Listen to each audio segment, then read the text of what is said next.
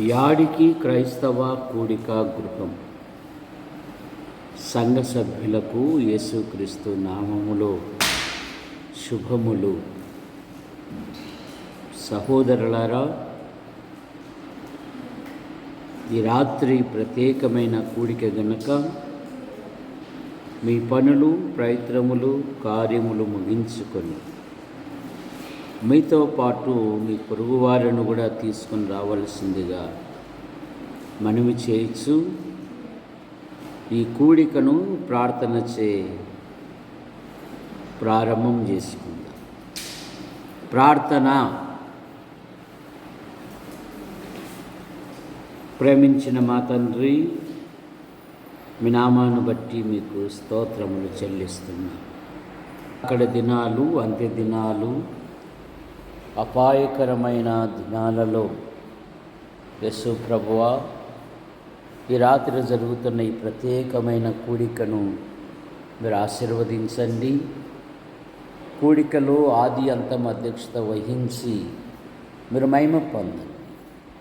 పాటల ద్వారా, వాక్యము ద్వారా నైనా అనేకులు దీవింపబడినట్లుగా మీకు ప్రదాయించేయండి.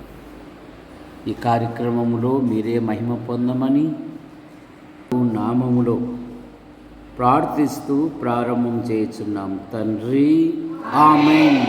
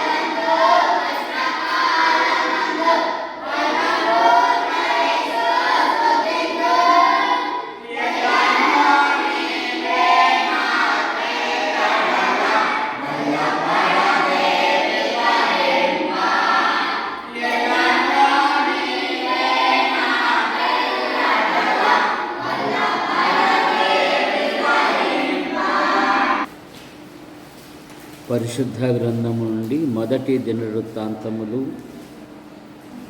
4వ అధ్యాయము 9-10 వచ్చిన.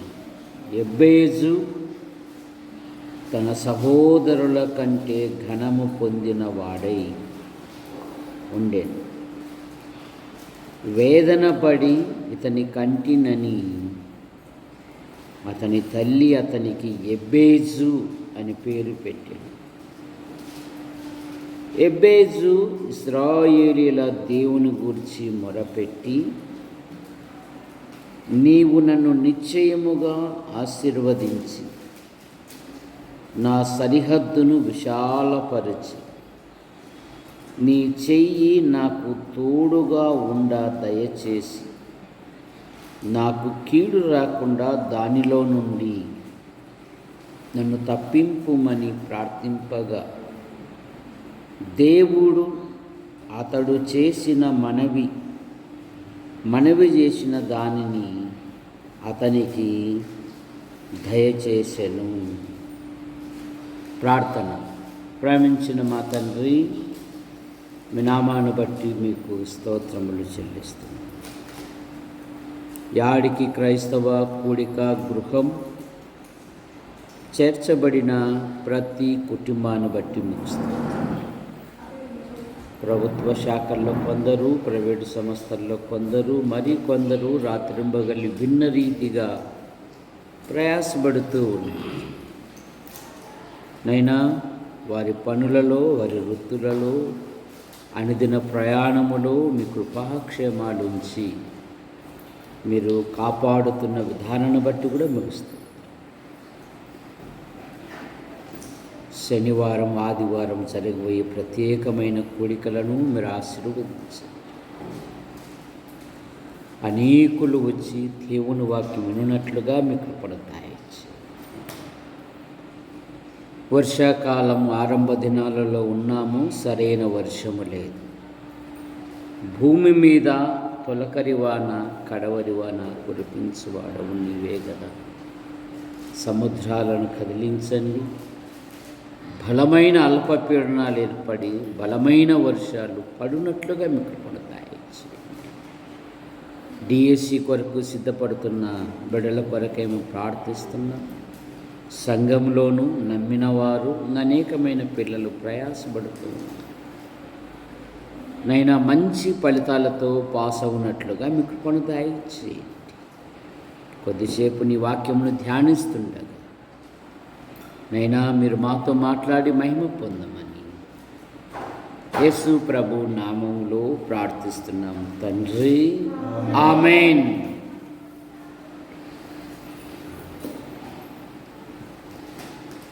ఎబ్బేజు అనగా వేదన.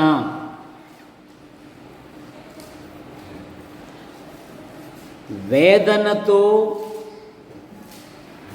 ఇతని కంటిననుకొని ఎబ్బేజు తల్లి తన కుమారునికి వేదనాపుత్రుడు అని పేరు పెట్టి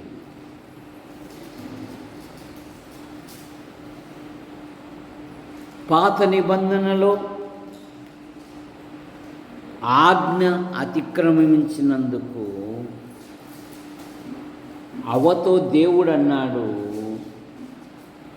నీవు వేదనతో పిల్లలను కందువు అన్నాడు.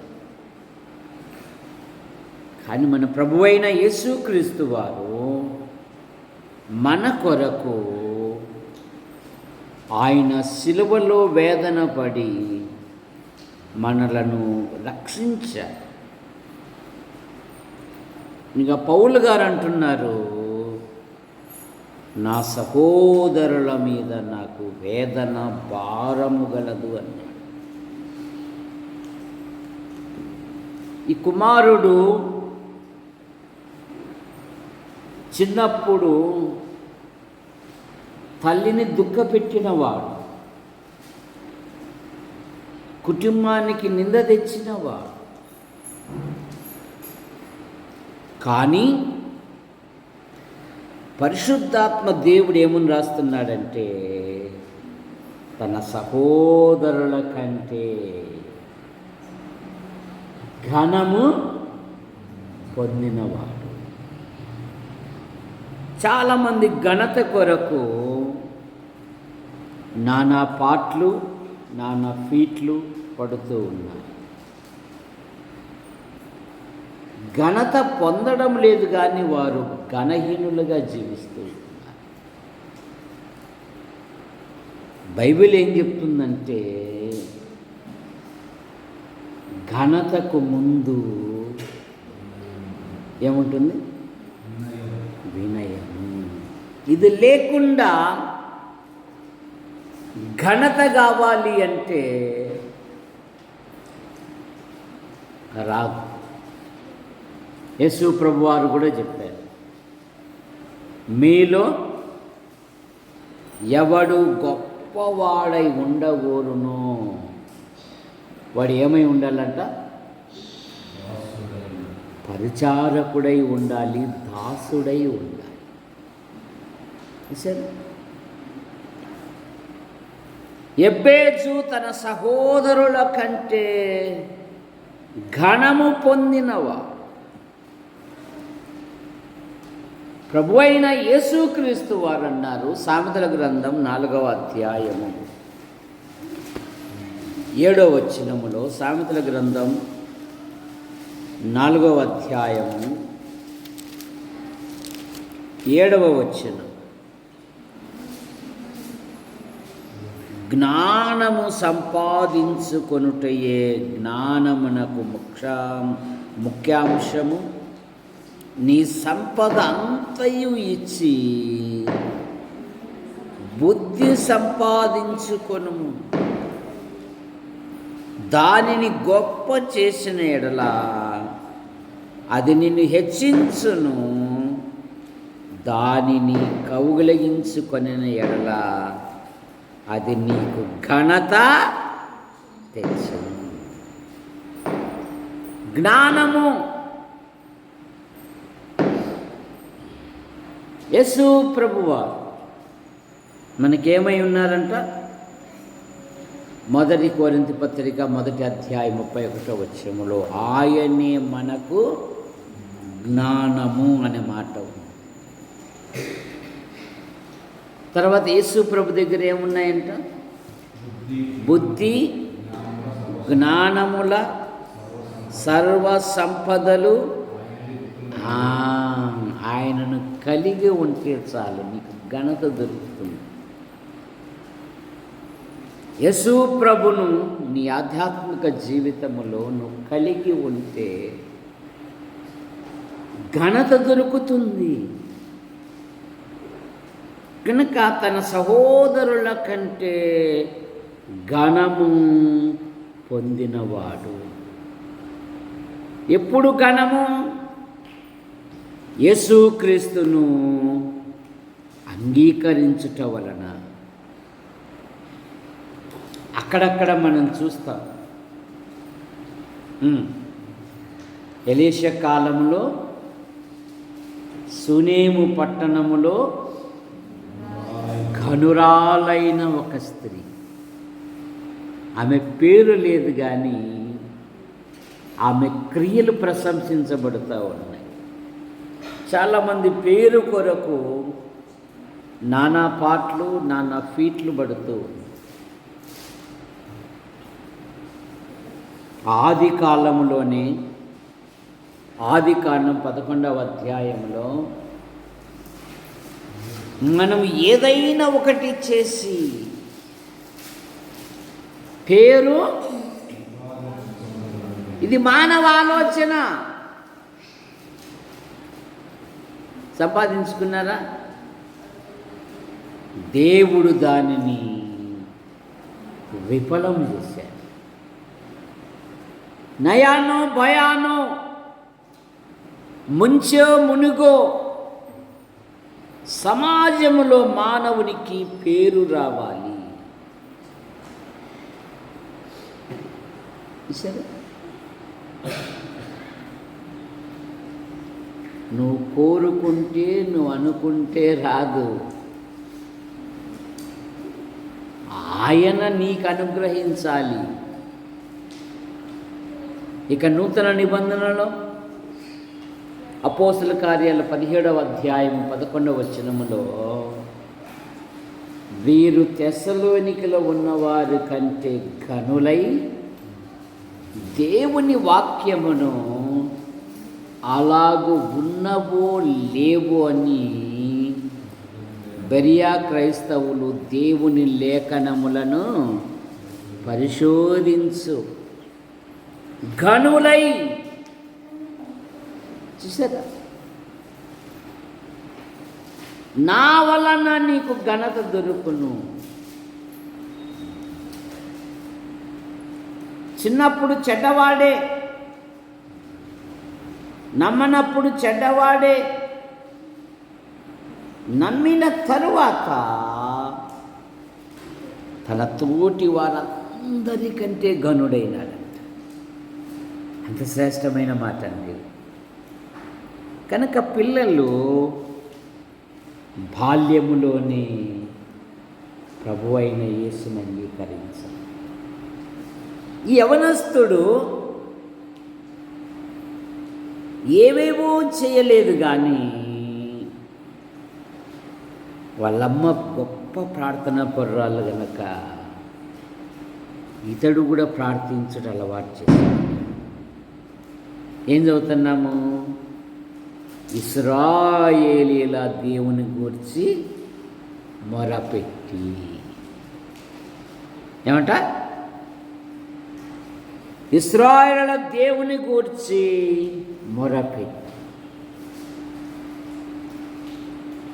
ప్రార్థనాపరుడుగా తయారయ్యాడండి. యవన పిల్లలు ఎవరైతే వారి పాఠ్య పుస్తకాల కంటే ముందు బైబిల్ చదువుతారో, ఎవరైతే అందరికంటే ముందుగా లేచి మోకాళ్ళు ఉంటారో, దేవుడు వారిని ఆశీర్వదిస్తాడు. దేవుడు వారిని, కానీ బెడ్ కాఫీ లేనిది లేగదంట. చూసారు? అమ్మ లేయ అంటే మమ్మీ టీ అయిందా? ఆమె లెగాలంటే ఏం రెడీ అయి ఉండాలంట. అలాగా లేస్తానే మోకాళ్ళుని ప్రార్థించుట ఎవరైతే అలవర్చుకుంటారో,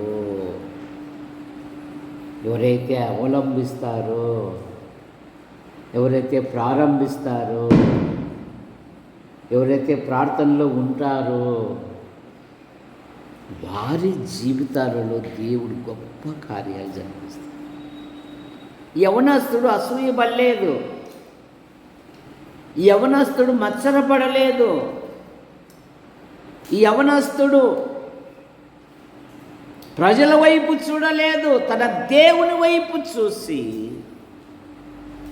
మొరపెడుతూ ఉన్నాడు. ఎందుకంటే వాళ్ళమ్మ ఎన్నో మాటలు చెప్పింటుంది. ఒరే, మన పూర్వీకుడైన యాకోబు అనే తాత రాత్రంతా ఏం చేశాడు? చెప్పచ్చు. ఏం చేశాడు? పోరాడాడు. నువ్వు నన్ను ఆశీర్వదించితేనే కానీ నేను నిన్ను, యాకోబు తర్వాత ఎబ్బేసి అడుగుతున్నాడు, నన్ను ఆశీర్వదించు. పిల్లలు ప్రభుని అడగాలి. యేసు ప్రభు ఉన్న దినాలలో యెరూషలేము తల్లులు మీకంటే చిన్న పిల్లలను యేసు ప్రభుని వద్దకు తీసుకొని వచ్చారు. ఎందుకు తీసుకొని వచ్చారు? దేవుడు వారిని ఆశీర్వదించాలి అని. సరే, ఆయన వారిని ఎత్తుకొని కౌగిలించుకొని వారి మీద చేతులు ఉంచి వారిని, మన పిల్లలను ప్రతి దైవ కార్యక్రమానికి నడిపించుకోవాలి. చూసారు? ప్రతి కూడికకు నడిపించుకోవాలి. ఎప్పుడైతే ప్రతి కూడికకు వస్తారో దేవుని దీవెన తరతరాలు ఉంటుందని. చూసారు? తరతరాలు. ఎవరు చెప్పారు ఎబ్బేసునకు? వాళ్ళమ్మే కదా. వేదన పడి ఇతడు నాకు దుఃఖము కలగజే దుఃఖపుత్రుడు. మన ప్రభువారు దుఃఖాక్రాంతుడుగా మనం రక్షించుటకు చూసారా? రే దేవుని వైపు చూడరా అమ్మ, దేవుని నమ్ముకో అమ్మా, దేవుని కొరకు జీవించమ్మా.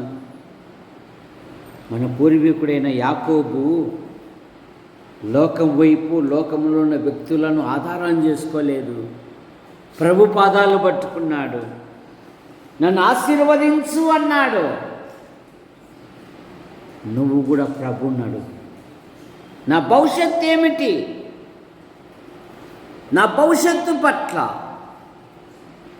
నీ సంకల్పం ఏదుందో అది నెరవేర్చు, నన్ను ఆశీర్వదించు. ఎప్పుడైతే దేవుని కొరకు నిలబడతారో దేవుడు వారిని ఆశ్చర్యకరంగా దీవిస్తాడు. ఎందుకంటే ప్రతి ఆశీర్వాదం ఎక్కడి నుండి వస్తుందంట? దేవుని యొద్ద నుండి. యాకోబు పత్రిక 1వ అధ్యాయము 5వ వచనం.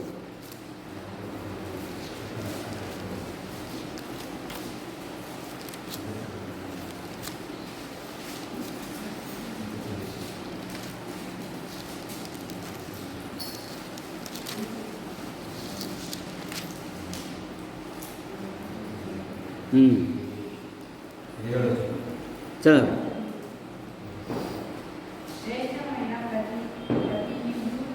శ్రేష్టమైన ప్రతి ఈవియు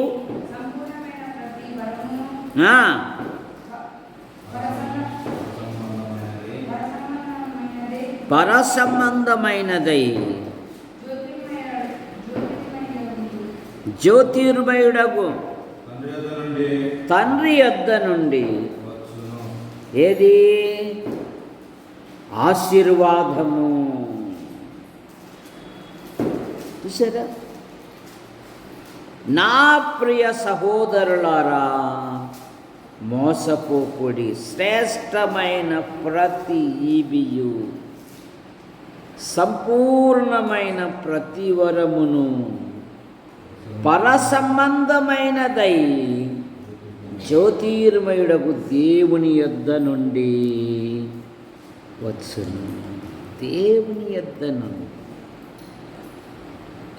దేవా, నా పిల్లల జీవితాలలో నీ గొప్ప కార్యాలు జరిగించు. లోకరీతిగా, ఆర్థికంగా మేము వెనకబడిన వారము, కానీ మీరు మాతో ఉన్నారు. అందుకని యేసుక్రీస్తు ద్వారా మనకు ఆత్మ సంబంధమైన ప్రతి ఆశీర్వాదము మనకు అనుగ్రహించెను. ఎఫెసు పత్రిక 1వ అధ్యాయం 3వ వచనం. 1వ అధ్యాయము 3వ వచనం. ఎఫెసీయులకు రాసిన పత్రిక.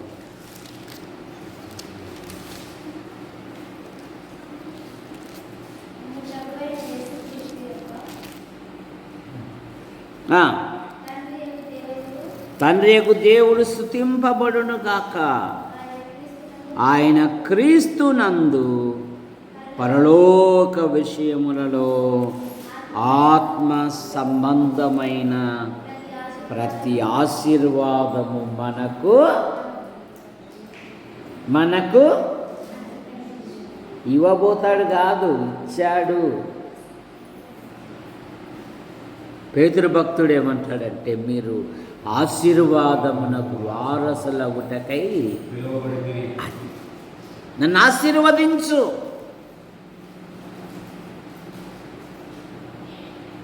ఏమంటున్నాడు?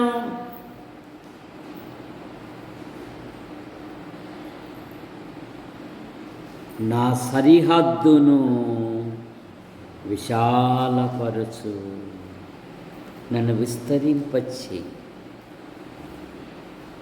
చాలామంది విస్తరింపజేయడానికి ఇష్టపడడం లేదు. ఎక్కడేసిన గొంగలి అక్కడే అన్నట్టుగా ముంత మామిడి చెట్టు మాదిరి ఎదుగు బొదుగు లేని జీవితములో కొనసాగుతూ ఉన్నారు. బైబిల్ ఏం చెప్తుంది? తమ దేవుని ఎరుగువారు బలము కలిగి గొప్ప కార్యములు చూసారు.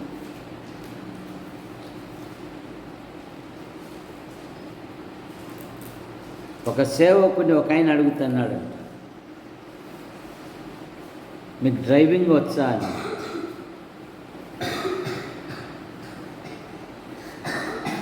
మరి స్కూటర్ ఏమైనా నడిపేది వచ్చా అన్నాడు. ఈ సేవకుడు స్కూటర్ కాదు కారు కావాలి అన్నాడు.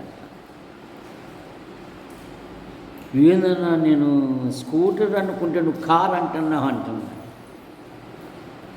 ఎందుకంటే నలుగురిని దేవుని సేవకు తిప్పచ్చు. సరే, అదే స్కూటర్ అనుకో ఒక్కడే. మన మైండ్ సెట్ పెరగాలి. పెరగడంలే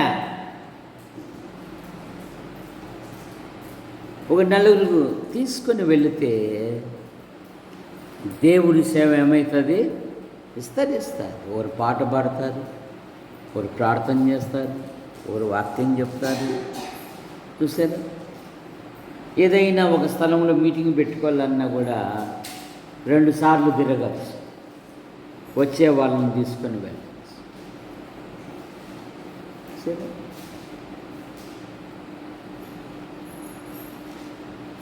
మన మైండ్ సెట్ పెరగాలి. ఎక్కడికక్కడికి అన్నట్టుగా ఉండకూడదు. చూసారా? నన్ను విశాలపరచు,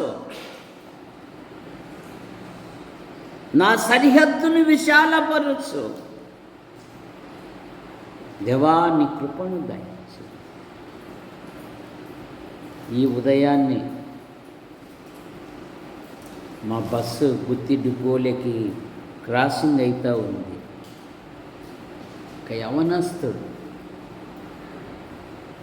వెనక టైర్లలో తొక్కేలకలే బజ్జి అయిపోయింది. ఫోటో కూడా తీశారు. వైబై చూసే భయపడి సచ్చారని డిలీట్ కూడా చేసేసి 22 సంవత్సరాలు కూడా ఉంది. రేపు న్యూస్ వస్తుంది చూడండి.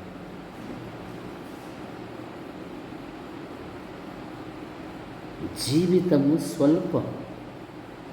బైబిల్ ఏం చెప్తుంది? మీ జీవము ఎపాటిది, ఇంతలో కనబడి అంతలో మాయమయ్యే ఆవిరి వంటి.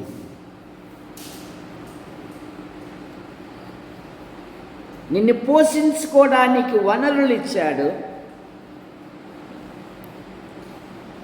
నీ కుటుంబాన్ని ఉద్ధరించుకోవడానికి అన్ని విధాలుగా సహాయం చేశాడు. ప్రభు రాజ్య విస్తీరణ కొరకు నీవు నేను మరి ఏ విధంగా ప్రయాసపడుతూ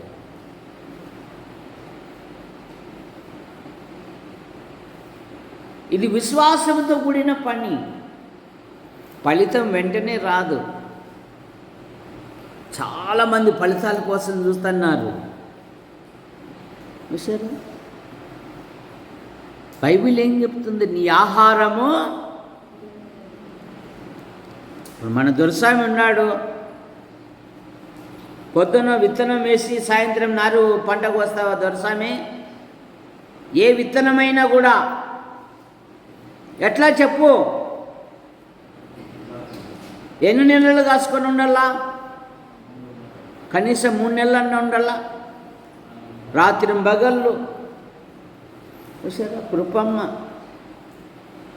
అన్నీళ్ళు ఎప్పుడు వచ్చాయో చెప్పలేము. మధ్యరాత్రి వచ్చాయో, తెల్లారుదామని వచ్చాయో.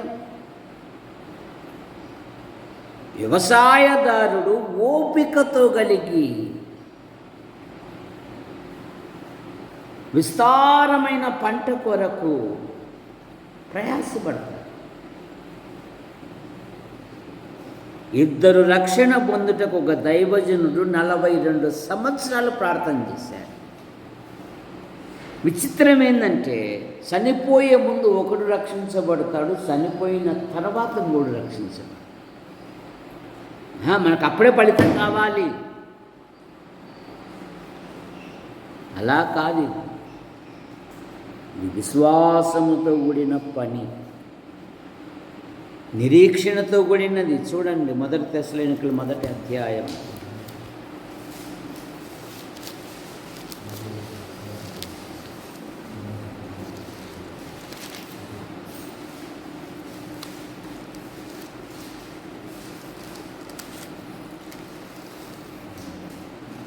2-3 వచనాలు. 1వ అధ్యాయము 2వ వచనం, విశ్వాసముతో కూడిన మీ పనిని ప్రేమతో కూడిన మీ ప్రయాసమును మన ప్రభువైన యేసుక్రీస్తునందలి నిరీక్షణతో కూడిన మీ ఓర్పును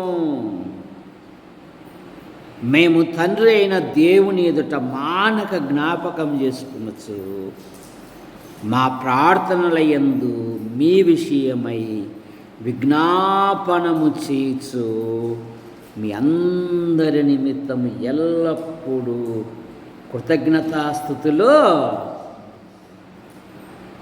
ఎన్ని మాటలు ఉన్నాయి ఈడ? ఎన్ని మాటలు ఉన్నాయి? విశ్వాసముతో కూడిన మీ పని,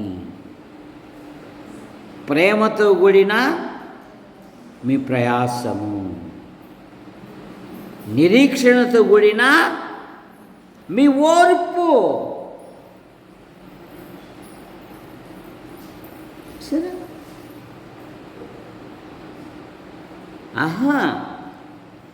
మీటింగ్ పెట్టిన మరో క్షణం మళ్ళీ వచ్చి వాలాలంట. అట్లా వాలితే ప్రపంచం ఎప్పుడో దేవుని వైపు తిరుగుతుంది. ప్రార్థిస్తూనే ఉండాలి, ప్రయాసపడుతూనే ఉండాలి. చాలామంది అడుగుతారు, అయ్యా ఇన్ని కిలోమీటర్లు ఎట్లా ప్రయాసపడతావు, ఏం కథ, మాకు అంత ఓపిక లేదబ్బా అని అంటారు. నేను ఒకటే చెప్తాను, మరణం సహజం, అది వస్తుంది కదా అని ఎదురు చూడకూడదు. అది వచ్చేంత వరకు ఏదో ఒక పని చేస్తూనే ఉంది. భక్తుల యొక్క విశ్వాసము, భక్తుల యొక్క సంతోషకరమైన మరణం ఏంటంటే వాక్యం చెప్పుతూ అట్లాగే ప్రభు దగ్గరికి పోగుతాం. వాక్యం చెప్తుండగానే ప్రభు దగ్గరికి పోగుతా. అది అంతేగాని మరణం వచ్చేదమ్మో, ఎక్కువ తిరిగితే అమ్మో ఇంటికాడ ఉంటానమ్మా, చెడ్డదాసుడా అంటాడు ఆయన. విశ్వాసులు ప్రాణాలు లెక్క చేయలేదు. నువ్వు నేను ఎంత.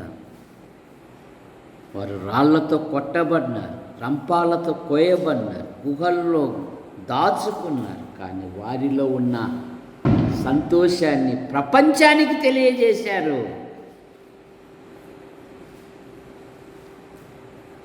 కనుక యేసు ప్రభువా కృపను దయచి అనేక స్థలాలలో ఇటువంటి సహవాసాలు ఏర్పడుటకు నీ కృపను అనుగ్రహించు.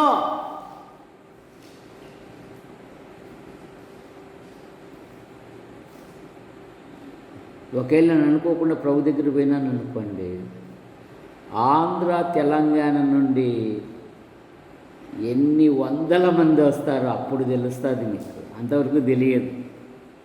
చూసారా? అరే రే రే రే ఇంతమందిని సంపాదించుకున్నాడు అయినా.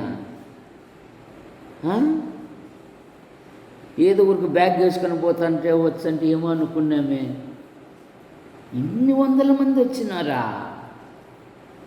చూసారా? భక్సింగ్ గారు చనిపోతే ఆ సహవాసం వాళ్ళు భోజనాలు ఏర్పాటు చేశారు.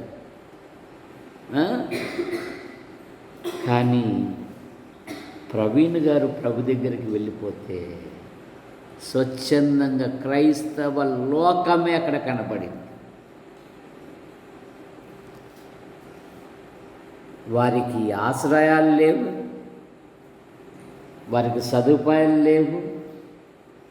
లక్షల మంది నిలబడ్డారు. అది ఒక దైవజనుడి యొక్క సన్మానము. వ్యాపార సేవ కాదు ఇది, డబ్బుతో కూడిన పని కాదు ఇది, ఇదేదో చేస్తే లాభం సంపాదించుకునే పని, అంతకంటే కాదు ఇది. ఇప్పటి వరకు మేమేమీ సంపాదించుకోలేదు, కానీ ప్రజల దయ సంపాదించుకోలేదు. ఇది ప్రభు పని. నిరీక్షణతో చేయాలి, ఓర్పుతో చేయాలి, ప్రేమతో చేయాలి. ఆయన వచ్చేంత వరకు నమ్మకంగా నీ కలిగిన దానిలో, నీకున్నది కొద్దిదైనా సరే నువ్వు నమ్మకంగా ఉండు అన్నాడు ప్రార్థన గ్రంథంలో. కనుక యేసు ప్రభువా నన్ను విస్తరింపచేయ్యా, ముంతమామిడి చెట్టులాగా ఏదో 4 మాటలు చెప్పి పని పోగొట్టుకుందాం అన్నట్టుగా కాదయ్యా, నలుగురు ఆకర్షించబడినట్లుగా, నలుగురు దేవుని స్థలానికి వచ్చినట్లుగా, ఆయా స్థలాలలో కూడికలు ఏర్పాటు చేస్తాం. దాని కొరకు ప్రతి వారు ఎప్పుడైతే ప్రోత్సాహం ఉంటుందో మరింత విస్తరిస్తుంది ప్రభు పని. అవేమి లేకుండా ప్రధానికి లెక్కలేసుకుంటే, ఒకవేళ ఆయనే లెక్కలేసుకున్నాడనుకో, భూమి మీద మన నూకలు ఎప్పుడో చెల్లిపోతాయి. బేసు కోరుకుంటున్నాడు, నన్ను విస్తరింపచేయి, కీడు రాకుండా దానిలో నుండి నన్ను తప్పించు. ఈ దుష్ట కాలములో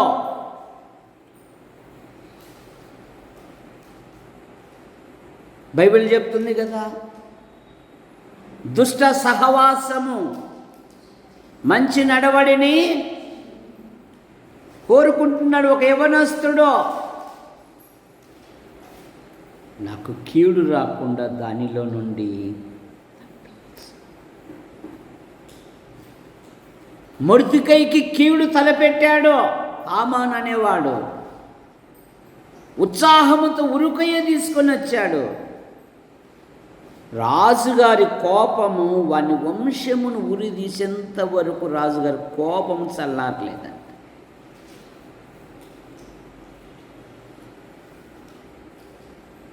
కీడు చేయువారు, కుట్రలు చేయువారు, అసూయపడిన ప్రజల మధ్య మనం ఉన్నాం. నష్టము కలగజేసే ప్రజల మధ్య మనం ఉన్నాం. అందుకే యెహోవా అడుగుతున్నాడు, ప్రభువా కీడు రాకుండా దానిలో నుండి నన్ను. ఎబ్బేసి ఏదైతే అడిగాడో దేవుడు అతనికి దయచేసి. సొలొమోను గురించి ఏం చదువుతాము? సొలొమోను చేసిన ఈ మనవి ప్రభునకు అనుకూలమాయను. మన ప్రార్థనలో అనుకూలంగా ఉంటాయి కనుక సహోదరులారా మనం ప్రార్థన చేసుకుందాం.